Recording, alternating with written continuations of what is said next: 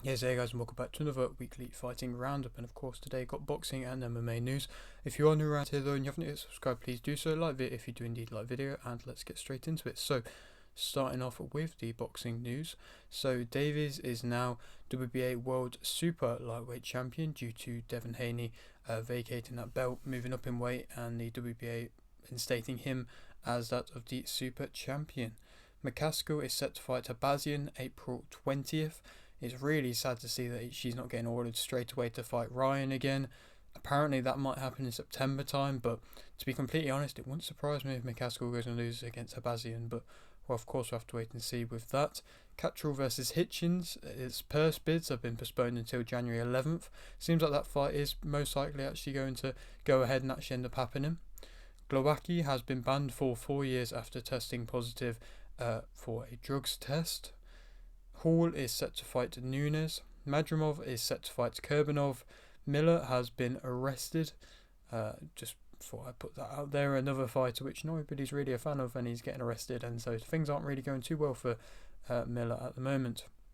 Briedis has been ordered to fight or by the IBF to fight Ramirez. It's a good fight, but it's really sad to see that Opataya is not getting this fight, and he's not being ordered to fight for this belt again and defend the belt, which realistically is rightfully his, even though he did fight Zorro, which was fair enough because of all the money implications and the fact it would have changed his life, and probably did change his life, the money implications from that fight alone. And it's really sad to see that he isn't fighting for it, but still, like I say, it's a good fight either way. Conway and Dixon are set to fight March 30th in Japan. That is the rumoured matchroom prize fighter tournament thing, which I am excited for the announcement for that. Lopez versus Ortiz, Vargas, Mason, Martinez, Sheehy, and Davis versus Pedraza will fight February 8th. Coe versus Osuna, Lidard, and Sainz will fight February 3rd. Good to see Lidard back fighting again and in a big stage out in America.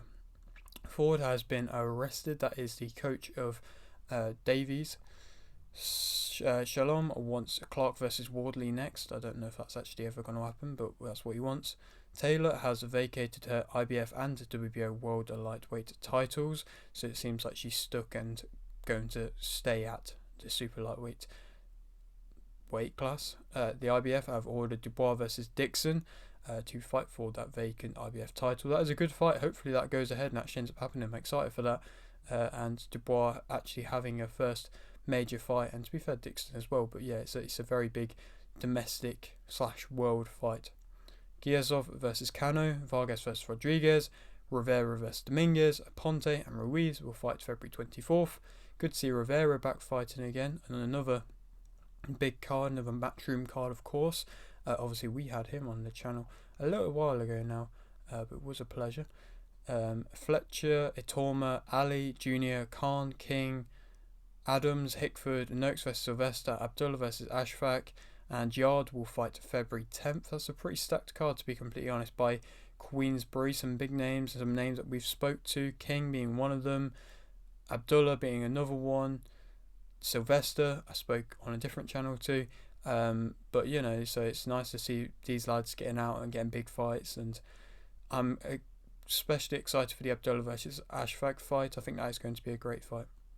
Morrell Jr.'s trainer has called out Canelo to fight in 2024. I don't really know if that means much, but it shows that he wants to fight.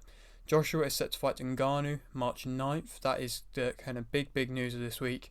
It's the fight which people weren't really, I wasn't really expecting to see happen. Everybody, especially after the Wallen fight, what Eddie Hearn was saying is that he wanted Hrgovic, and that was what people were kind of expecting to go down that IBF route, and for Usyk Fury to vacate the IBF belt and then to fight Joshua to fight Hrgovic for it. But it seems like that isn't going to happen.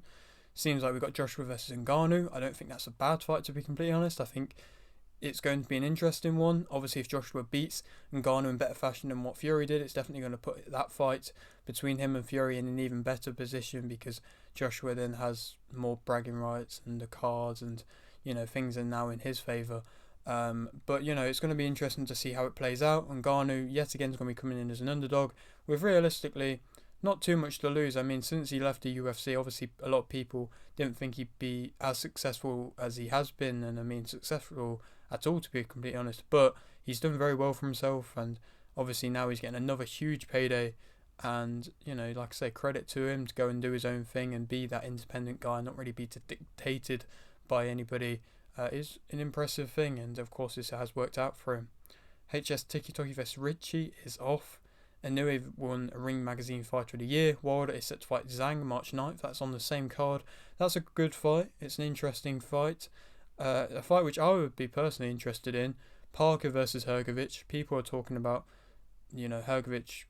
I mean, he should have big fights. People were talking about Parker versus Joshua after the performance versus Wilder. But I think Parker versus Hrgovic is a good fight. And in my opinion, that could be a good fight to be made. I think it's one which has really not been talked about and is an underrated fight in my opinion. Paul is set to fight Borland March 2nd. Garcia now wants to fight Romero. Strange how he's chopping and changing between Romero and Haney. I think he sees Romero as an easier option, and now obviously that's happened this weekend, which I'm yet to talk about. I think Garcia versus Romero is probably more likely to end up actually happening. But I don't know where Haney goes from this now. I don't know who he could end up fighting, to be completely honest. Maybe Barroso. But yeah, I'm not entirely sure.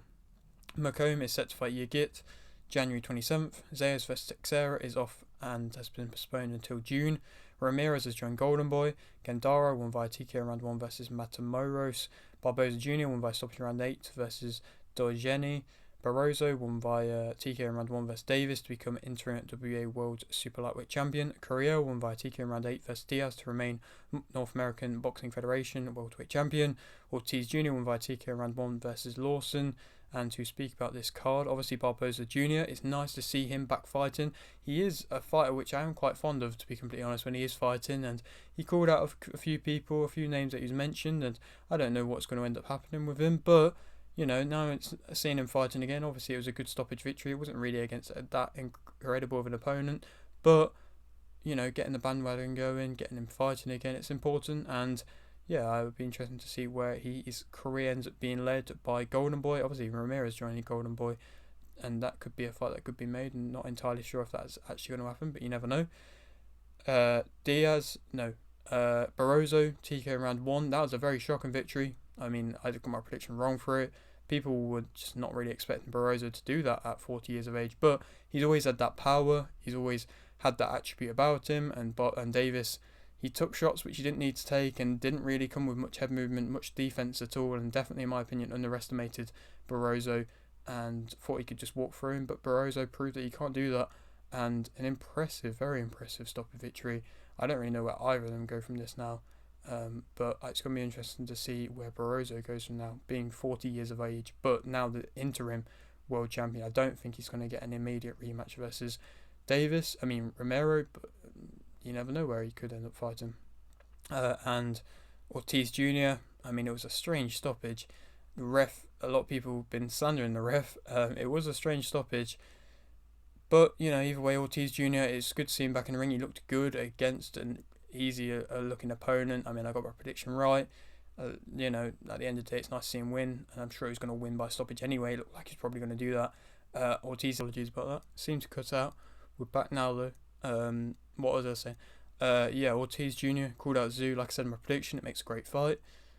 Hopefully it ends up happening. If PBC and Golden Boy can actually end up working together, then make 2024 a good year if that actually ends up happening. But at the end of the day, for the best of their fighters, it probably should happen, and I'm sure Zoo's up for the fight as well. And it'll be interesting to see if that ends up happening. Magnese is set to fight Rikishi March 22nd. Dina is set to fight Kakase February 17th, and that's all the boxing news. Moving on to the MMA. No fights this week again that I'm going to be talking about. Nothing really of too interest. Back with the UFC fighting this coming weekend with a quite good main event, and I'm going to be speaking about that, of course, when it comes around to it. But the little bits of news that ended up coming out: Masvidal has come out of retirement. Askren also then kind of wants to rematch versus Askren on UFC 300. I don't know if that will end up happening or not. It makes for an interesting fight, I think, and I suppose you never know. Vittori will fight Allen April 6th, and Silva will fight Weidman March 30th. And yeah, that is it for today's video. Hope you did enjoy. Like the video if you did, like the video, subscribe if you're new, and thanks for watching.